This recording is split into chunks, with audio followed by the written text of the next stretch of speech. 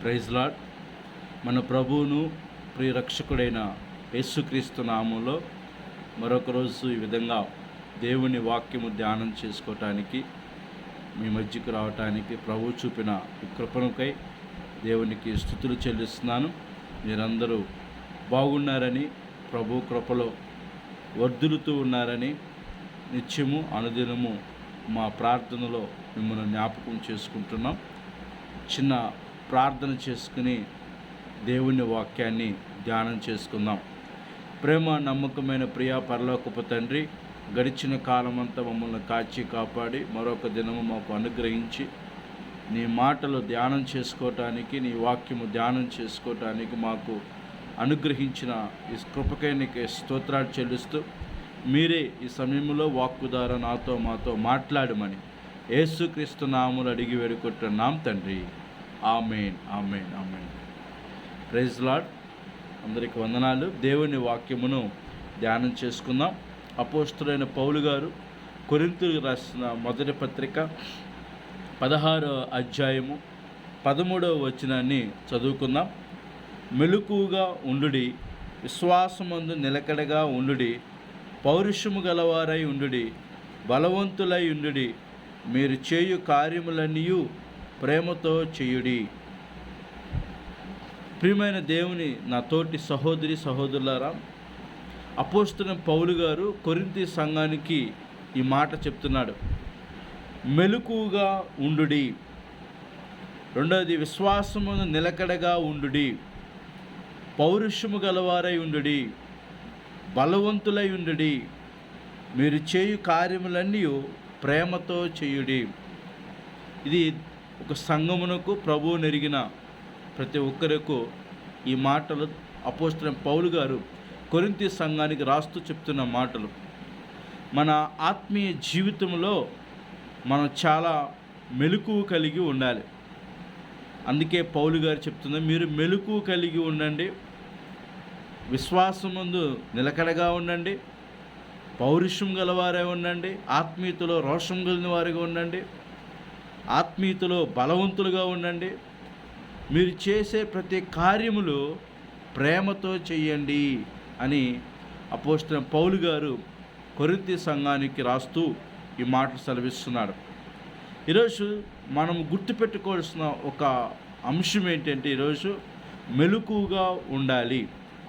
మన క్రైస్తవ భక్తి జీవితంలో, ఈ లోక ఆత్మీయ యాత్రలో మనము మెలకువ కలిగి భక్తి చేస్తూ మనం ఉండాలని దేవుని వాక్యం సెలవిస్తుంది. దేని విషయాల్లో మనం మెలకువగా ఉండాలో ఒక 5 విషయాలు మనం ధ్యానం చేసుకుని ప్రార్థన చేసుకుందాం. చూడండి, అపోస్తల కార్యములు 20వ అధ్యాయము, అపోస్తల కార్యములు 20వ అధ్యాయము 11వ వచనాన్ని మనం చూసుకున్నట్లయితే, కావున నేను 3 సంవత్సరములు రాత్రింబగళ్ళు కన్నీళ్లు విడుచుచు ప్రతి మనుషునికి మానక బుద్ధి చెప్పి తిని, మీరు జ్ఞాపకం చేసుకుని మెలకువగా ఉండుడి. ఇప్పుడు దేవునికిని ఆయన కృపావాక్యమునకును మిమ్మును అప్పగించున్నాను. ఆయన మీకు క్షేమాభివృద్ధి కలుగు చేయుటకును పరిశుద్ధపరచబడిన వారందరిలో స్వాస్థ్యమును అనుగ్రహించుటకును శక్తిమంతుడు. అపోస్తలుడైన పౌలు గారు ఇక్కడ ఆయన 17వ వచనం ఉంది, మిలేతు నుండి ఎఫెసునకు వర్తమానం పంపి సంఘపు పెద్దలను పిలిపించి వారు తన యొద్దకు వచ్చినప్పుడు వారితో ఇట్లనెను. పౌలు గారు కొంతమంది ఆ ప్రాంతంలో కొంత ప్రభువు నెరిగిన ప్రజలను, సంఘ పెద్దలను, సంఘములో ఉన్న వారందరినీ ఏర్పాటు చేసి ఆ 18వ వచనం నుంచి మాట్లాడతాడు అక్కడ ఉన్న దేవుని బిడ్డలతో. ఏమంటారంటే, మీరు జాగ్రత్తగా ఉండండి, ఆత్మీయంగా ఉండండి. సంఘము దేవుడు తన స్వరక్తం ఇచ్చి సంపాదించిన సంఘము కాబట్టి మీరు మెలకువగా ఉండాలని సంఘములో ఉన్నవారికి, సంఘ పెద్దలకు పౌలు గారు అక్కడ సంఘముతో మాట్లాడుతున్నాడు. అక్కడ మాట్లాడుతూ అంటున్నాడు, నేను వెళ్ళిన తర్వాత క్రూరమైన తోడేళ్ళు మీలో ప్రవేశించిన నాకు తెలియను, నాకు వారు మందను కనికరింపరు. అంటే ఇక్కడ ఎందుకు ఈ మాట, మీరు మెలకువ కలిగి ఉండండి, నేను 3 సంవత్సరాలు మానక మీకు బుద్ధి చెప్పి కన్నీళ్లు విడిచుచు మీకు దేవుని వాక్యాన్ని బోధించి మిమ్మల్ని ఆత్మీయతలో నడిపించాను. కాబట్టి మీరు ఆత్మీయతలో మెలకు కలిగి ఉండండి అని పౌలు గారు అక్కడున్న ప్రభువుని ప్రజలకు, సంఘ పెద్దలకు చెప్తున్నాడు. ఎందుకంటే ఆనాడు పౌలు గారు ముందుగానే గ్రహించి చెప్పిన మాట ఏంటంటే, నేను వెళ్ళిన తర్వాత అనేకమైన క్రూరమైన తోడేళ్ళు, అనేకమైన మోసం చేసేవారు, వాక్యానికి విరుద్ధముగా బోధ చేసేవాళ్ళు, వాక్యానికి ప్రకారం కాకుండా లేనిది ఉన్నట్టుగా ఉన్నది లేనట్టుగా వాక్యాన్ని చెప్పే నాయకులు, కాపరులు, సేవకులు వస్తారు. జాగ్రత్త, మీకు ఒక పునాది వేశాను, ఆ పునాది మీరు ఆత్మీయతలో కట్టబడాలి, జాగ్రత్తగా ఉండండి అని, మెలకు కలిగి ఉండండి అని పౌలు గారు అక్కడ ఉన్న సంఘముతో, సంఘ బిడ్డలతో దేవుని వాక్యాన్ని అందిస్తూ ఉంటాడు. ఈనాడు క్రైస్తవ జీవితము మనం రోజు ఎన్నో వాక్యాలు టీవీల్లో, ప్రసంగాల్లోనూ ఎంతోమంది సేవకుల వాక్యాలు మనం వింటూ ఉంటాం. ఒకటి మాత్రం మనం ఎప్పుడు గుర్తుపెట్టుకోవాలి, మనం వినే వాక్యము వాక్యానుసారముగా మనం వింటున్నామా లేదా. రెండోది, ఆ చెప్పే బోధ వాక్యానికి బైబిల్లో ఉన్నదా లేదా. ఇది మనము గమనించి దేవుని వాక్యాన్ని మనం చూడాలి. అంతేగాని ఏ వాక్యం పడితే ఎక్కడ పడితే అక్కడికి వెళ్ళి ఆ వాక్యాలు వింటే మన వ్యక్తిగత ఆత్మీయ జీవితము దెబ్బతింటుంది. అందుకే సత్యమైన బోధలో మనం నిలబడాలి. పౌలు గారు అదే అంటున్నాడు, మీకు మానక 3 సంవత్సరము రాత్రింబగళ్ళు మీకు మానక బుద్ధి చెప్పి తిని మీరు జ్ఞాపకం చేసుకోండి, మెలకు కలిగి ఉండండి అని అంటున్నాడు. ఎందుకంటే అనేక మంది వచ్చి మిమ్మల్ని మోసం చేస్తారు, మిమ్మల్ని భ్రమ పట్టిస్తారు, మిమ్మల్ని భ్రమలో నడిపిస్తారు, మిమ్మల్ని విశ్వాసం తొలగించే విధంగా చేస్తారు. వారు క్రూరమైన తోడేళ్ళు, పైకి గొర్రెల వలె వేషం వేసుకుంటారు, కానీ లోపల క్రూరమైన మనస్తత్వం వారికి ఉండేది. కాబట్టి చాలా జాగ్రత్తగా ఉండండి అని పౌలు గారు చెప్తున్నాడు. ఈరోజు దేనిలో మనం మెలకుగా ఉండాలంటే బోధలో మనం మెలకుగా ఉండాలి. సత్యమైన బోధ విషయంలో మనం మెలకుగా ఉండాలి. వాస్తవమైన బోధలో మనం కట్టబడినప్పుడు ఆశీర్వదించబడతాం. ఎందుకంటే ఈ సత్యమైన బోధ చెప్పుకోకుండా ఈనాడు అనేక మంది ఎలాగుంటారని రోమిలికి రాసిన పత్రిక 16వ అధ్యాయం 17వ వచనంలో కూడా పౌలు గారు ఈ విధంగా చెప్తున్నాడు, సహోదరులారా, మీరు నేర్చుకున్న బోధకు వ్యతిరేకంగా భేదములను ఆటంకాలను కలుగు చేయు వారిని కనిపెట్టి ఉండునని మిమ్మల్ని బతిమాలుకొనుచున్నాను. మీరు నేర్చుకున్న బోధకు వ్యతిరేకంగా భేదాలు, ఆటంకాలు కలుగు చేయు వారిని కనిపెట్టి ఉండనని మిమ్మల్ని బతిమాలుకొనుచున్నాను. ఎందుకనంటే వారిలో నుండి మీరు తొలగిపోండి. అలాంటి బోధ చేసే వారి నుంచి మీరు తొలగిపోండి, వారికి మీరు దూరంగా ఉండండి. ఆటంకాలు మీరు ఏ బోధ విన్నారో నేర్చుకున్న బోధకు వ్యతిరేకంగా చెప్పేవారి నుంచి దూరంగా వెళ్ళిపోండి. ఈరోజు రకరకాలమైన బోధలు, ఆ బోధలు ఎలాగో చెప్తున్నాను. మన ప్రభు అయిన యేసుక్రీస్తు కాక తమ కడుపునికే వారు దాసులు, వారు ఇంపైన మాటల వలన ఇచ్చకముల వలనైనా నిష్కపటుల మనసులను మోసపుచ్చుదురు. వారు కడుపుకే వారు దాసులు అంట. అంటే దేవునికి దాసులు కాదు, కానీ కడుపుకు, వారు పొట్టకే వారు దాసులు అంట. వారి కుటుంబం, వారికే వారు దాసులు అంట. ఆత్మీయులు దేవునికి దాసులుగా ఉండాలి. మనం దేవునికి దాసులుగా ఉండాలి. కానీ ఈ దినం అనేక మంది ఎలా ఉంటారంటే వారి ఇంపైన మాటల వలన, ఇచ్చకముల వలన నిష్కపటుల మనసులను మోసపుస్తారు. కొంతమంది మనసులను మోసం చేసే బోధ నడిచిద్ది, జాగ్రత్త అని అపోస్తలుడైన పౌలు గారు దేవుని బిడ్డలకు హెచ్చరిస్తూ ఉంటారు. ఈరోజు దేనిలో మనం మెలకుగా ఉండాలంటే సత్యమైన బోధ విషయంలో మనము ముఖ్యంగా ప్రభువు నెరిగిన వారు, దేవుని మాటలు వింటున్నవారు, సంఘానికి వెళ్తున్నవారు సత్యమైన బోధలో మనం మెలకు కలిగి ఉండాలి. ఎప్పుడైతే ఆ సత్యం మనకు అర్థమవుతుందో సత్యము మనలను స్వతంత్రులుగా చేస్తుంది. ఆయన వాక్యమే సత్యం. అందుకే వాక్యం అని మనం తరువుగా బాగా చదవాలి.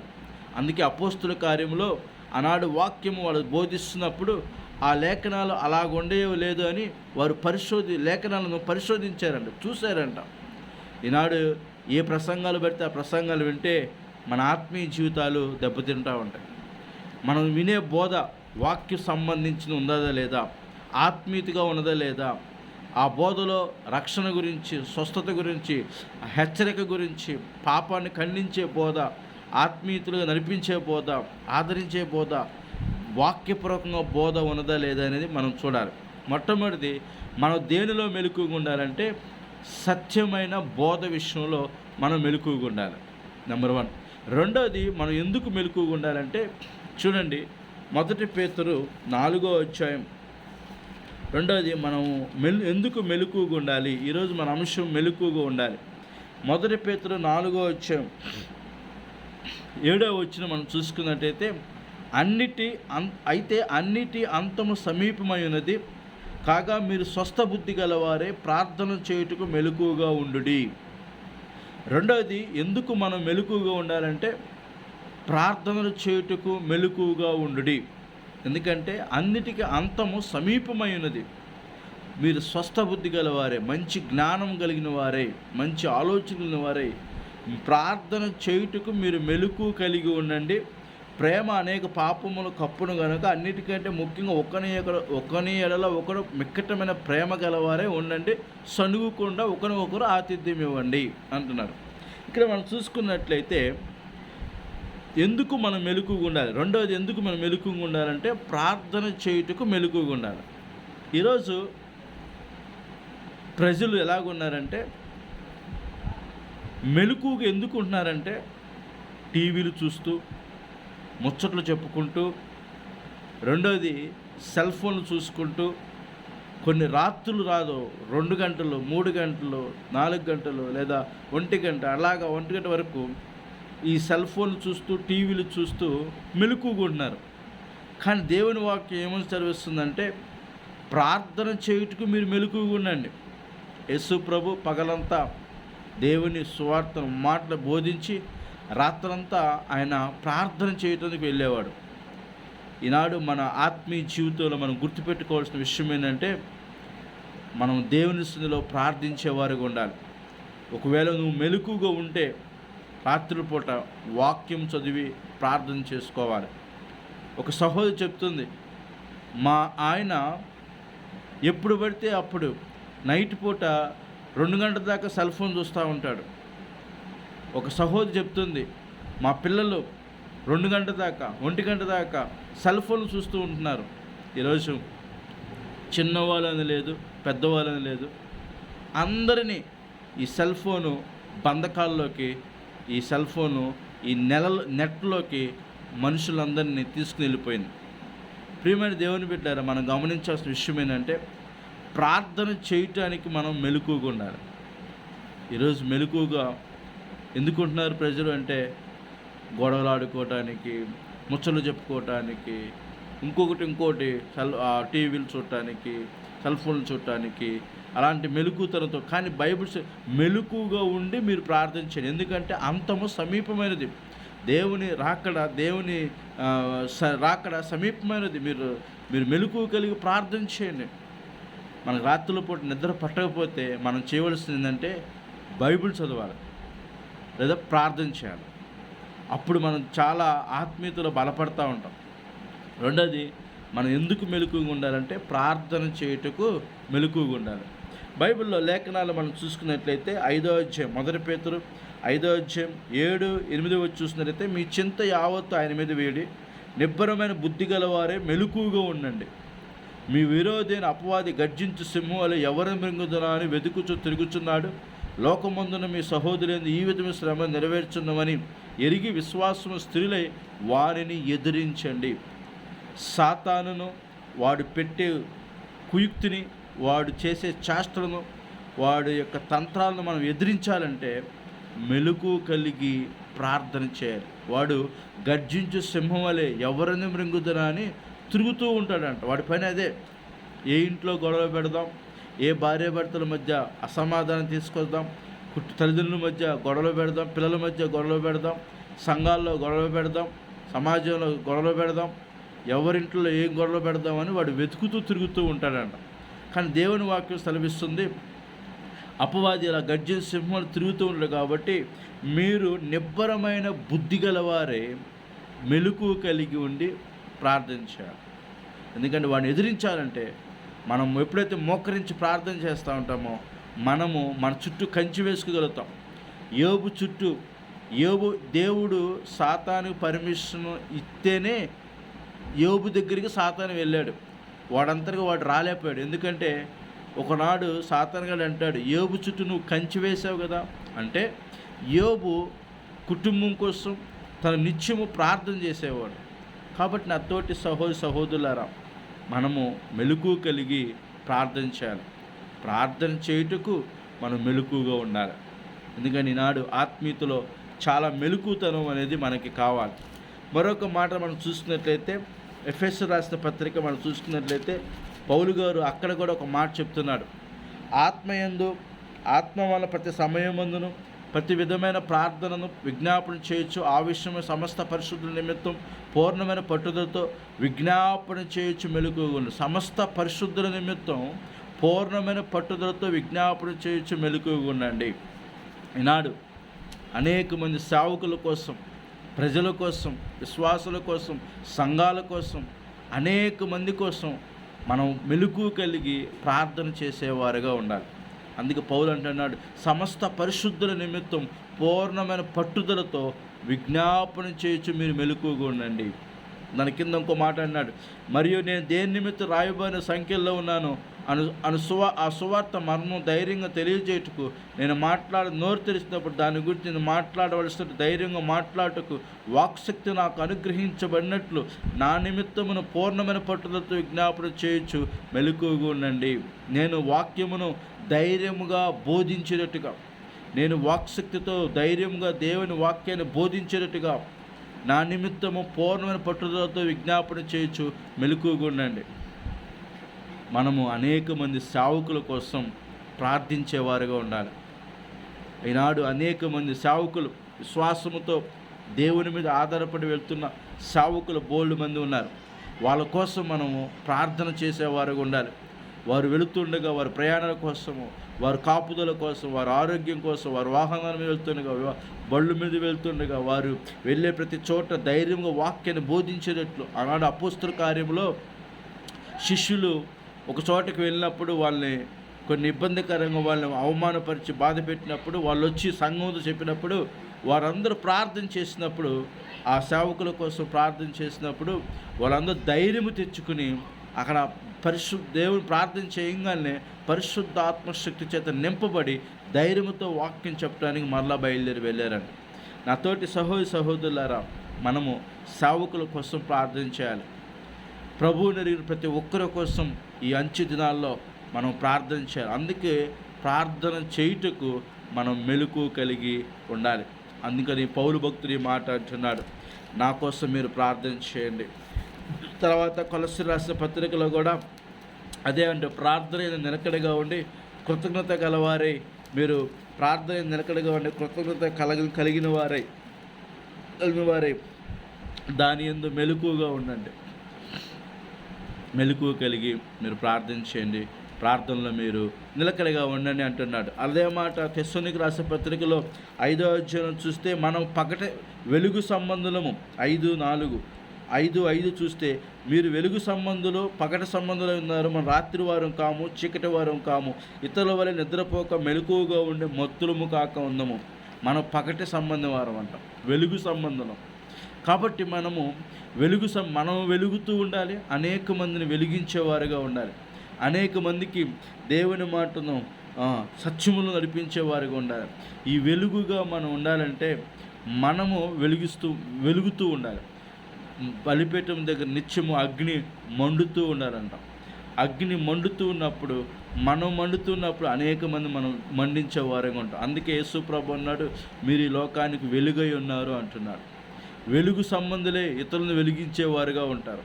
కాబట్టి ఎవరు వెలిగిస్తారంటే ప్రార్థన చేసేవారు ఇతరులను వెలిగిస్తారు. కాబట్టి ప్రియమైన నాతోటి సహోదరులారా, మనము ప్రార్థించేవారుగా ఉండాలి. ఈనాడు ప్రార్థన చేసేవారు తక్కువైపోయారు. మెలకువ కలిగి ఉండి దేవుని సన్నిధిలో ఇతరుల కోసం ప్రార్థన వారు తక్కువగా ఉన్నారు. కానీ ఈరోజు మనం గమనించాలి, మనం ఇతరుల కోసం ప్రార్థన చేస్తున్నప్పుడు పౌలు భక్తుడు అన్నాడు, మనం సుఖంగా నెమ్మదిగా సంపూర్ణ భక్తి మానత కలిగి ఉండండి. ఇతరుల కోసం, రాజుల కోసం, అధికారుల కోసం, సేవకుల కోసం, దేశం కోసం, రాష్ట్రం కోసం, ప్రజల కోసం, ఇరుగు పొరుగు వారి కోసం, కుటుంబాల కోసం, అందరి క్షేమం కోసం మనం ఎప్పుడైతే ప్రార్థన చేస్తూ ఉంటామో వాళ్ళు ఆశీర్వదించబడతారు, మనము కూడా ఆశీర్వదించబడతాం.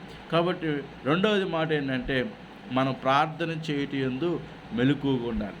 మొట్టమొదటి మాట, సత్యమైన బోధ విషయంలో మనం ఏది సత్యమైన బోధో మనం తెలుసుకునే విధంగా దాంట్లో మెలకువగా ఉండాలి. రెండవది, ప్రార్థన చేయుటకు మెలకువగా ఉండాలి.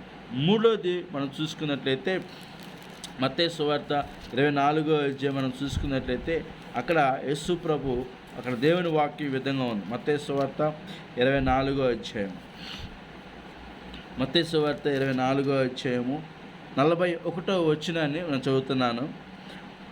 కావున ఏ దినమున మీ ప్రభు వచ్చునో మీకు తెలియదు గనక మెలకువగా ఉండుడి. ఏ జామున దొంగ వచ్చిన ఇంటి యజమాని తెలిసి ఉండేలా అతను మెలకువగా ఉండి తన ఇంటికి కన్నం వేయనీడని మీరు ఎరుగుదురు. మీరు అనుకునే గడిలో మనిషి కుమారుడు వచ్చిన గనుకనే మీరును సిద్ధముగా ఉన్నాడు. మూడోది, మనం ఎందుకు మెలకువగా ఉండాలంటే దేవుని రాకడ కొరకు మనం సిద్ధపడి మెలకువ కలిగి ఉండాలి. దేవుని రాకడ ఏ సమయంలో వస్తుందో మనకు తెలియదు. ఎందుకంటే ఆయన లేఖనాలు, ఆయన ప్రవచనాలు ఏమైతే ముందుగా ఆయన చెప్పబడి ఉన్నాయో యుగ సమాప్తి యందు అవన్నీ ఈ లోకంలో జరుగుతూ ఉన్నాయి, నెరవేర్పు జరుగుతూ ఉన్నాయి. కాబట్టి దేవుడే యేసు ప్రభు స్వయంగా చెప్పిన మాట ఏమన్నానంటే, ఆ దినము తెలియదు కాబట్టి మీరు మెలకువగా ఉండండి. అంటే దేవుని రాకడ కొరకు మనం మెలకువగా ఉండాలని ప్రభు మనతో మాట్లాడుతున్నాడు. దేవుని రాకడ కొరకు. అందుకే యేసు ప్రభు ఒక ఉపమానం చెప్పాడు. 10 మంది కన్యకులు ఉన్నారంట. 10 మందిలో 5 బుద్ధి కలిగిన వారు, 5 బుద్ధి లేని వారు. ఈ బుద్ధి కలిగిన వారు వెళ్తా ఎక్స్ట్రా నూనె కూడా తీసుకుని వెళ్ళారు. ఈ బుద్ధి లేని వారు ఉన్న ఆయిల్ సరిపోతుందిలే, ఈ దివిటి ఆరిపోయేలోపు పెళ్లి కుమారుడు రానే వస్తాడు, అప్పుడు మనం ఎత్తబడచ్చు అనుకున్నారు. కానీ అక్కడ ఏమైంది, కొద్దిగా ఆలస్యమయ్యేసరికి వాళ్ళ దగ్గర ఉన్న నూనె అయిపోయింది. అయితే వెంటనే ఆ బోర మోగంగానే మళ్ళీ వీళ్ళు లేచారు. అందరూ సిద్ధపడి నూనె సిద్ధం చేసుకున్న వాళ్ళు, ఆ బుద్ధి కలిగిన కన్యకులు ఆరిపోతుంటే వాళ్ళు తెచ్చుకుని నూనె పోసుకుని వాళ్ళు సిద్ధపడ్డారు. బుద్ధి లేని వారు వచ్చి బుద్ధి కలిగిన వారితో, అయ్యా మాకు కొంచెం నూనె ఇవ్వమంటే వీరు వెళ్ళి కొనుక్కొచ్చుకొని మాకు సరిపోదు అన్నప్పుడు వారు వెళ్ళి కొనుక్కొని వచ్చే లోపు ఏం జరిగిందంటే మత్తయి సువార్త 25వ అధ్యాయము 12వ వచనం, అతడు మిమ్ము నెరగనని మీతో నిశ్చయంగా చెప్పుచున్నాను, ఆ దినమైనను ఆ గడియని మీకు తెలియదు కనుక మెలకువగా ఉండండి. వీళ్ళు వెళ్ళి వచ్చి తీసుకుని వచ్చే లోపు పెళ్లి కుమారుడు రానే వచ్చాడు. సిద్ధపడిన వాడు ఎత్తపడ్డారు. సిద్ధపడని వారు వచ్చేసి అప్పుడు తలుపు వేయబడింది. ఎంత తలుపు కొట్టినా కూడా తలుపు తీయట్లేదు. నేను పలానా అంటే మీరెవరో నాకు తెలియదు అంటున్నాడు. అందుకు అప్పుడు అన్నాడు, ఆ దినమైన ఆ గడి మీకు తెలియదు కనుక మెలకువగా ఉండండి. కాబట్టి నా ప్రియ సహోదరులారా, దేవుని రాకడ కొరకు ప్రతి క్రైస్తవుడు, ప్రతి ప్రభువు నెరిగిన వారు ఈ లోకమంతా దేవుని రాకడ కొరకు ఎదురు చూస్తూ మెలకువగా ఉండాలని దేవుని వాక్యం సెలవిస్తుంది. ఇవే మాటలు మనం చూసుకున్నట్లయితే మార్కు సువార్తలో ఉంటాయి, లోకా సువార్తలో కూడా ఉంటాయి. స్వయంగా యేసు ప్రభు ఆ దినమైనను ఆ గడియ గురించి మీకు తెలియదు కాబట్టి జాగ్రత్త పడండి, మెలకువగా ఉండండి, ఇగో ఇది మీకు ముందుగానే చెప్పి ఉన్నానని యేసు ప్రభు వాళ్ళతో ఆ మాటలు మాట్లాడుతూ ఉంటాడు. కాబట్టి నా తోటి సహోదరులారా, మనం గుర్తుపెట్టుకోవాల్సిన విషయం ఏంటంటే ఆత్మీయతలో మనం చాలా మెలకువగా ఆయన రాకడ కొరకు మనం మెలకువ కలిగిన వారిగా ఉండాలి. 4వ మాట మనం చూసినట్లయితే మత్తయి సువార్త 26వ అధ్యాయము 41వ వచనం మనం చూసుకున్నట్లయితే మత్తయి సువార్త 26వ అధ్యాయం 41వ వచనం మనం చూస్తున్నట్లయితే, మీరు శోధనలోకి ప్రవేశించుకున్నట్లు మెలకువగా ఉండి ప్రార్థన చేయుడి, ఆత్మ సిద్ధమే కానీ శరీరము బలహీనమని పేతురుతో చెప్పి. 4వది ఏంటంటే, ఎందుకు మనం మెలకువ కలిగి ఉండాలంటే శోధనలోకి ప్రవేశించుకున్నట్లు.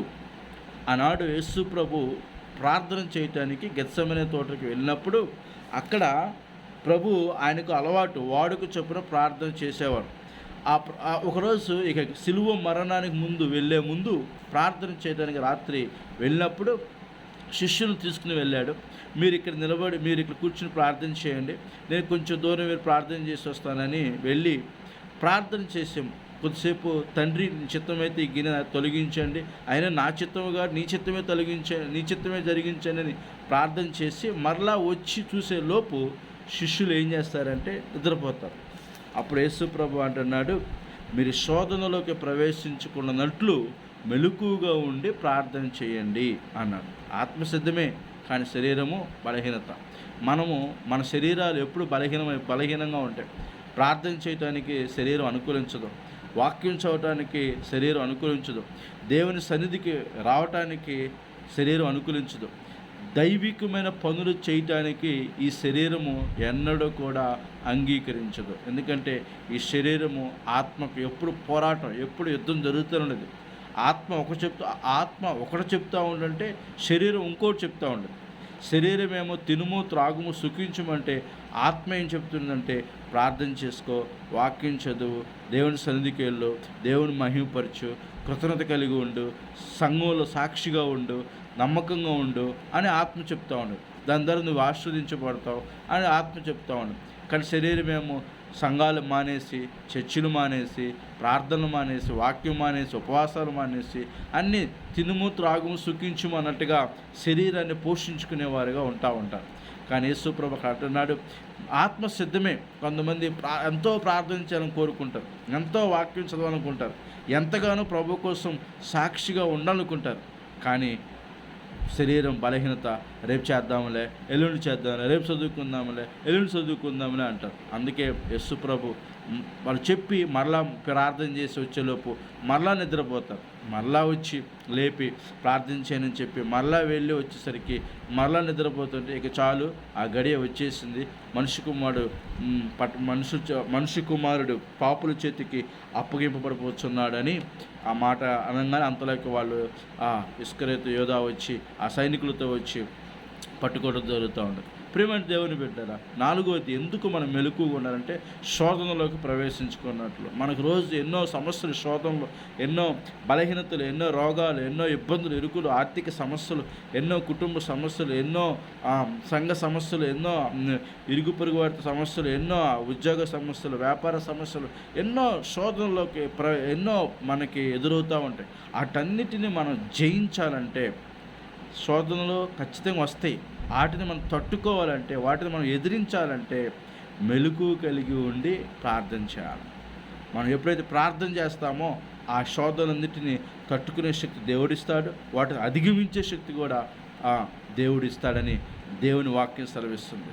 ఎందుకంటే దేవుడు చెప్తున్నాడు, తట్టుకోగలిగినంతవరకు ఇస్తాను, వాటి తప్పించుకునే మార్గం కూడా నేను ఇస్తానంటారు. కాబట్టి 4వది మనం ఎందుకు మెలకువగా ఉండాలంటే శోధనలోకి ప్రవేశించకుండానట్లు మనం మెలకువ కలిగి ఉండాలి. 5వది మనం చూసుకుని ప్రార్థన చేసుకుందాం. లోకాసు సువార్త 21వ అధ్యాయము 36వ వచనం మనం చూసుకున్నట్లయితే, కాబట్టి మీరు జరగబో వీటిని తప్పించుకుని మనిషి కుమారుని ఎదుట నిలవబడుటకు శక్తిగల వారగునట్లు ఎల్లప్పుడూ ప్రార్థన చేయుచు మెలకువగా ఉండండి. దేవుని రాకడ సమయంలో ఆయన ఎదుట మనం నిలబడాలంటే, మనిషి కుమారుని ఎదుట మనం నిలబడుటకు శక్తి కావాలి. దేవుని ఎదుట మనం ఒక దినము నిలబడాలంటే మనం శక్తి కావాలి. శక్తి లేని భక్తి వ్యర్థం. ఈనాడు క్రైస్తవులు శక్తి లేని భక్తి చేస్తుంటారు.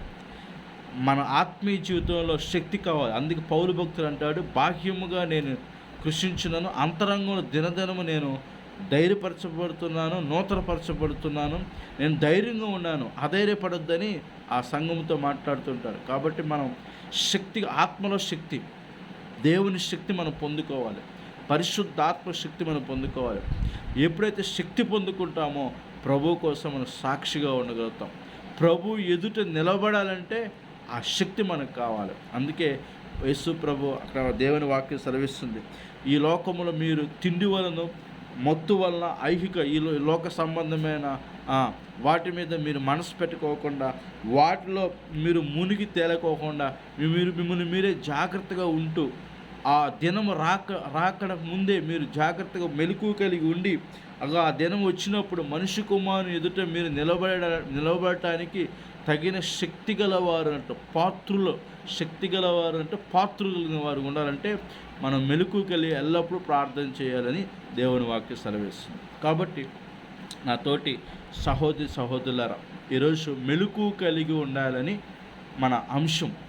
ఈ అంశంలో నుంచి ఏ విషయాల్లో మనం మెలకువగా ఉండాలి, మనం ఏ బోధ వింటున్నాం, ఎటు పడితే అటు మనం కొట్టుకుపోయే వారంగా ఉండకూడదు. సత్యమైన బోధలో మనం వాస్తవమైన బోధలో నడవాలి. అలాంటి సత్యమైన బోధలో ఉండేవారి విధంగా సత్యమైన బోధ తెలుసుకునే వారంగా మనం మెలకువ కలిగి ఉండాలి. నెంబర్ 1, భక్తిలో సత్యమైన బోధలో మనం మెలకువ కలిగి ఉండాలి. 2ది, ప్రార్థన చేయుటకు మెలకువ కలిగి ఉండాలి. 3ది, దేవుని రాకడ కొరకు ఎదురు చూసేవారుగా మెలకువ కలిగి ఉండాలి. 4ది, శోధనలోకి ప్రవేశించకున్నట్లు మనం మెలకువ కలిగి ఉండాలి. 5ది, దేవుని శక్తి పొందుకుని ఆయన ఎదుట మనం నిలబడాలంటే శక్తి పొందుకుని నిలబడేవారుగా మనం ఉండాలి. అలా దానికోసం ఎల్లప్పుడూ ప్రార్థన చేస్తూ మెలకువగా ఉండాలి అంటున్నారు. కాబట్టి అట్టి మెలకుతనం మనందరికీ దేవుడు అనుగ్రహించే విధంగా ప్రార్థన చేసుకుందాం. దేవుడు ఈ కొద్ది మాట దీవించి ఆశీర్వదించునుగాక. ఆమేన్. ప్రేమ నమ్మకమైన ప్రియ పరలోకపు తండ్రి, నీ మాటలు వింటున్న మమ్మల్ని అందరినీ దీవించండి, ఆశీర్వదించండి. క్రైస్తవ జీవితం మెలకువగా ఉండే జీవితం. ఆత్మీయతలు ఎంత మెలకువగా మేము ఉంటామో అంత ఆశీర్వదించబడతామని నీ లేఖనాలు మాకు సెలవిస్తున్నాయి. అవునయ్యా, సత్యమైన బోధలో మమ్మల్ని నడిపించండి. క్రీస్తు అనే బండ మీద కట్టబడిన బుద్ధిమంతుని ఏ విధంగా అయితే ఆ ఇల్లు నిలబడుతుందో అలాంటి సత్యమైన బోధలో మమ్మల్ని నిలబెట్టి అలాంటి సత్యమైన బోధలో మేము ఉండేవారుగా, మెలకువ కలిగి ఉండేవారుగా కృప దయచేయండి. తర్వాత ప్రార్థన చేయుటకు మెలకువ కలిగి ఉండేవారుగా దయచేయండి. అదేవిధంగా ప్రభువా, శోధనలోకి ప్రవేశించుకున్నట్లు మెలకువ కలిగి ఉండే విధంగా మెలకువ కలిగి ఉండే విధంగా కృప దయచేయండి.